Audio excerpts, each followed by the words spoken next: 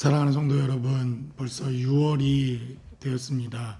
6월 2일 오늘 신명기에 기록되어져 있는 신명기 27장 11절로 26절까지에 기록된 하나님의 말씀을 통해서 새롭게 시작되어진 우리의 삶의 자리에 하나님이 주시는 새로운 힘과 은혜와 능력의 역사가 저와 여러분들의 삶의 자리에 늘 함께 하실 수 있기를 주님의 이름으로 간절히 축원합니다. 우리가 하나님의 말씀을 나누고 하나님의 말씀을 전할 때 말씀을 잘 전하는 것도 대단히 중요합니다. 하나님의 말씀을 올바르게 가르치고 하나님의 말씀을 온전하게 전하며 하나님의 뜻이 무엇인지 정확하게 하나님의 말씀을 전하고 그 의미를 전달하는 이러한 목회자들의 역할이 대단히 중요한 이것을 부인할 수는 없습니다. 그런데 오늘 본문에 기록되어져 있는 신명기 27장, 특별히 오늘 본문에 기록되어져 있는 메시지에는 말씀을 전하는 자만큼 말씀을 받고 그 말씀을 듣는 회중들의 태도와 회중들의 모습들이 얼마나 중요한가 하는 것을 성경은 우리에게 말씀하고 있습니다. 특별히 오늘 본문에 기록되어져 있는 메시지에는 모세가 증거하고 있는 하나님의 말씀을 통해서 이스라엘 백성들이 아멘으로 화답하고 그 아멘으로 화답되어진 하나님의 말씀이 자신들의 삶의 자리에 하나님의 은혜로 임하고 역사하도록 회중들 또한 하나님의 말씀 앞에 순종하는 결단의 시간들이 있었다고 하는 사실을 우리는 기억해야 할 필요가 있습니다. 그래서 오늘 신명기 27장에 기록된 이 메시지는 아멘으로 화답되어진 회중들의 모습을 통해서 말씀을 전하는 자나 말씀을 받는 자나 동일한 하나님의 은혜와 축복이 함께해야만 건강한 공동체가 이루어질 수 있다고 하는 사실을 성경은 우리에게 말씀합니다. 특별히 모세의 위대함과 모세가 전했던 위대한 하나님의 메시지, 이것을 부인할 수는 없습니다. 그러나 이스라엘 백성들도 그들이 40년 동안 하나님 앞에 불순종하며 불순종한 대가가 무엇이었는가 하는 것을 그들도 너무나도 잘 알았기에 이제 가나안 땅으로 들어가 하나님의 말씀과 하나님의 뜻대로 살아야 하는 이스라엘 백성들은 하나님의 말씀 앞에 아멘으로 그들이 화답하고 아멘으로 그들이 순종하며 아멘하며 그들이 말씀대로 살아야 할 결단의 시간들이 필요하다고 하는 사실을 성경은 우리에게 말씀하고 있다는 것입니다. 그래서 오늘 여러분들이 말씀을 계속해서 증가하고 있는 메시지를 살펴보면 15절에 기록된 메시지에는 장색의 손으로 조각하였거나 부어 만든 우상은 여호와께 가증하니 그것을 만들어 은밀히 세운 자는 저주를 받을 것이라 할 것이요 모든 백성은 응답하여 말하되 아멘할지어다 라고 성경은 말씀합니다. 그 이후에 모세가 하나님의 말씀을 증거하면 계속해서 그들은 아멘으로 화답했고 아멘으로 화답한 이 하나님의 말씀을 통하여 이들은 가나안 땅에 들어가 그들이 영적인 삶을 살아가는 데 있어 대단히 중요한 결단의 메시지가 본문 가운데 기록되어집니다. 그러나 오늘 본문이 시작하고 있는 11절로 14절까지 이미 신명기의 말씀을 통해서 하나님은 세겜 땅이라고 하는 그 땅에 들어가거든 너희는 에발산과 그리심산에서 축복과 저주를 선언하고 선포해라. 이렇게 이미 하나님께서 말씀하셨습니다. 세겜 땅, 어깨라고 하는 뜻, 힘이라고 하는 뜻을 갖고 있는 이스라엘의 지명 가운데 대단히 중요한 장소가 세겜이라고 하는 장소입니다.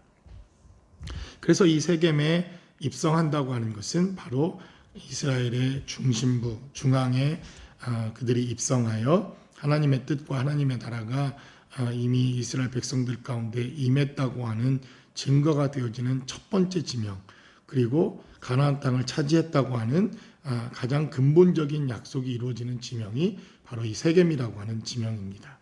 그래서 이 세겜 땅은 대단히 중요한 그러한 땅이요, 그러한 언약의 메시지가 있는 그러한 장소가 바로 이 세겜입니다. 그래서 이 세겜을 지나 하나님의 언약이 이루어지는 땅, 마지막 하나님의 장막이 서지고 예배와 하나님의 제단이 세워지는 실로라고 하는 땅에 입성하기까지 세겜 땅을 통과한 이스라엘 백성들은 하나님의 말씀에 순종하며 가나안 땅을 정복하게 됩니다. 근데 하나님은 이 세겜 땅에 입성하자마자 바로 에발산과 그리심산이라고 하는 이 산에서 하나님의 축복과 하나님의 저주를 두어라 이렇게 말씀하시는 것을 봅니다. 그리고는 우상 숭배에 대한 하나님의 저주와 심판에 대한 메시지를 기록해 놓고 너희는 이 모든 것들에 대하여 아멘하라 이렇게 말씀하시며 결단할 것에 대한 하나님의 언약이 오늘 본문 가운데 기록되어져 있습니다. 그래서 오늘 본문에 기록되어져 있는 메시지를 살펴보면 13절에 르우벤과 갓과 아셀과 스불론과 단과 납달리는 저주하기 위하여 에발산에 서고 레위 사람은 큰 소리로 이스라엘 모든 사람에 말하여 이르라 라고 말합니다.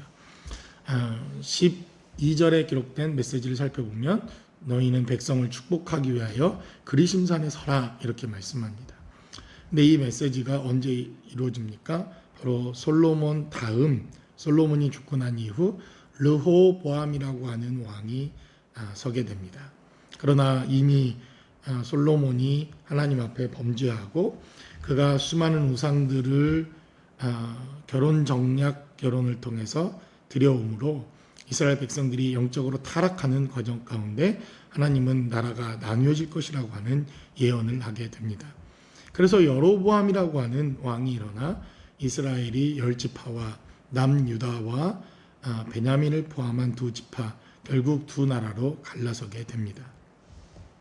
그때 바로 북왕국 이스라엘이라고 하는 이러한 나라가 예루살렘 성에 있는 성전과 하나님을 예배하던 예배의 처소를 모방하여 그리심산이라고 하는 바로 그 산에 우상을 숭배하는 결국 우상 숭배로 전락해버리는 제단을 건축하게 됩니다. 그래서 요한복음 4장에 기록되어져 있는 수가성 여인이 우리의 조상들은 너희가 예루살렘에만 예배할 곳이 있는 것이 아니라 이곳에도 예배할 장소가 있다고 하더이다 라고 예수님께 묻습니다. 바로 그곳 사마리아의 중심이었던 바로 이 그리심산에 있었던 그들이 세운 성전, 그들이 세웠던 우상 숭배의 장소에 대한 이야기가 요한복음 4장에 언급됩니다. 바로 이렇게 하나님의 말씀은 저주와 심판 혹은 심판과 저주의 모습을 통해서 하나님의 메시지가 예언되어지고 그 말씀이 성취되어지고 있다고 하는 사실을 우리는 기억해야 합니다. 그래서 하나님의 약속은 2가지의 측면의 언약과 약속이 있습니다. 우리를 축복하시고 우리에게 은혜를 주시고 구원하시고 하나님의 언약이 이루어져서 우리가 하나님의 자녀가 되어지는 이러한 축복의 언약의 메시지가 한편의 성경의 말씀을 통해서 언약으로 흘러가고 있을 뿐만 아니라 또 한편에 기록되어져 있는 하나님의 언약의 메시지를 살펴보면 저주와 심판과 하나님의 언약을 배반한 백성들이 당할 고난에 대한 메시지가 또한 언약으로 기록되어집니다. 오늘 본문에 기록되어져 있는 이 언약의 메시지가 결국 솔로몬 때에 그의 실정과 그의 영적인 타락으로 인하여 그의 자녀들 때에 나라가 쪼개어지고 그 이후 왕국은 분열 왕국으로 계속 지내다가 결국 이스라엘 백성들이 영적인 타락과 함께 멸망과 저주를 당하는 이러한 하나님의 언약이 성취되어지는 역사가 있었다는 것입니다. 그래서 바로 오늘 본문에 기록된 대로 하나님은 아멘할지어다, 아멘하라, 아멘으로 화답하라, 하나님의 언약에 아멘으로 답해서 우리가 믿음으로 살아내라 이렇게 하나님께서 언약의 약속을 하신 것은 단순히 이 약속의 메시지를 우리가 듣는 것에 그치지 않고 그 말씀에 화답하여 믿음으로 살아내는 우리의 삶의 자리가 필요하다고 하는 것을 성경은 우리에게 말씀합니다.